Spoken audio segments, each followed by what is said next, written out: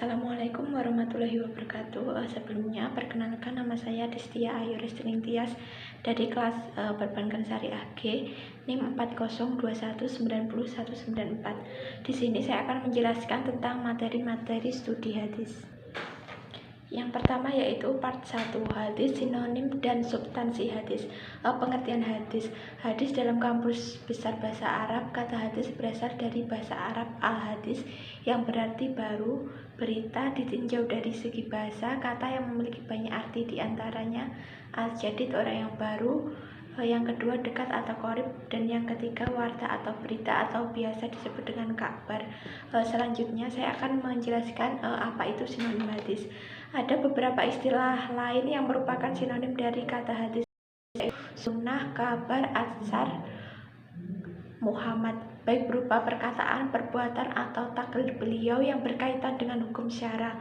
Sedangkan ulama fikih mendefinisikan sunnah sebagai segala sesuatu yang dinukil dari Nabi Muhammad, baik perkataan, perbuatan, maupun takrir beliau berupa ketetapan yang bukan hukum fardu atau wajib. Selanjutnya saya akan menjelaskan apa itu substansi hadis dan atsar. Atsar dan kabar sama bila melihat hubungan antara hadis dan kabar. Di situ juga ada pendapat yang keempat, bahwasanya atsar adalah sesuatu yang datang dari sahabat, hadis datang dari Nabi SAW, dan kabar lebih umum dari keduanya. Atsar dan kabar sama bila melihat hubungan antara hadis dan kabar. Di situ juga ada pendapat yang keempat, bahwasanya atsar adalah sesuatu yang sedang datang dari sahabat, hadis datang dari Nabi SAW, dan kabar lebih umum dari keduanya. Atsar dan kabar sama bila melihat hubungan antara hadis dan kabar. Yang terakhir, atsar dan kabar sama bila melihat hubungan antara hadis dan kabar. Di situ juga ada pendapat yang keempat, bahwasanya atsar adalah sesuatu yang datang dari sahabat, hadis datang dari Nabi SAW. Selanjutnya saya akan menjelaskan pengertian sanad, matan, mukharij, dan periwayat. Sanad merupakan bahasa dari mu'tamad, yaitu tempat bersandar. Sedangkan pengertian mukharij adalah perawi yang telah menghimpun hadis-hadis yang diriwayatkan ke dalam kitab-kitab yang telah disusun oleh perawinya. Selanjutnya adalah kehujahan hadis, baik yang pro dan kontra.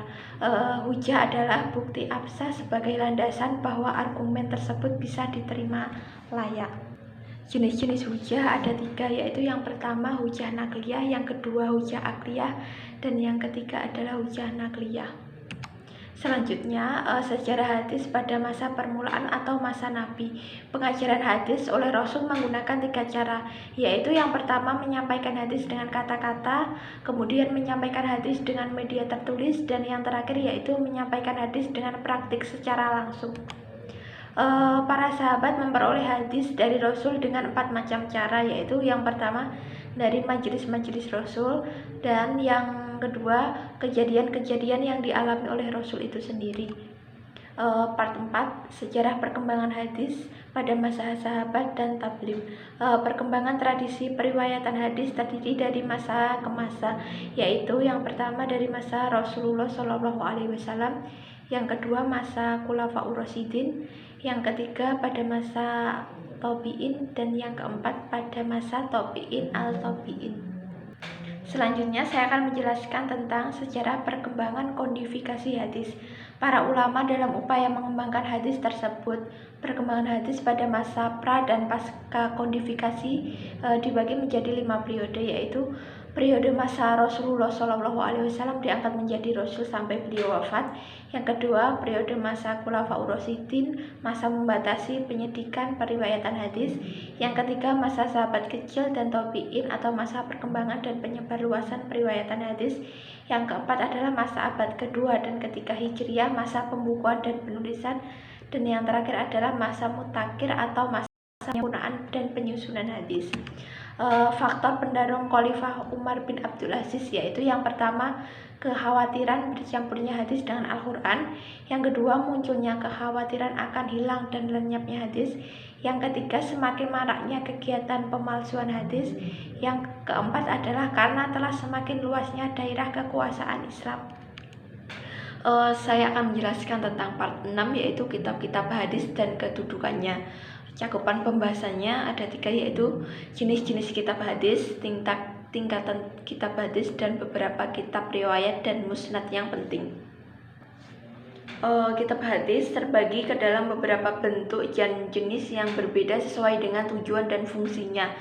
Jenisnya yaitu yang pertama kitab jami atau jawami, yang kedua kitab as-sunnah atau al-hakam, yang ketiga kitab musanad atau musnad, yang keempat adalah kitab mujam, dan yang terakhir adalah kitab ahkam. Tingkatan kitab hadis yaitu yang pertama hadis sahih, yang kedua hadis hasan, dan yang ketiga adalah hadis dhaif.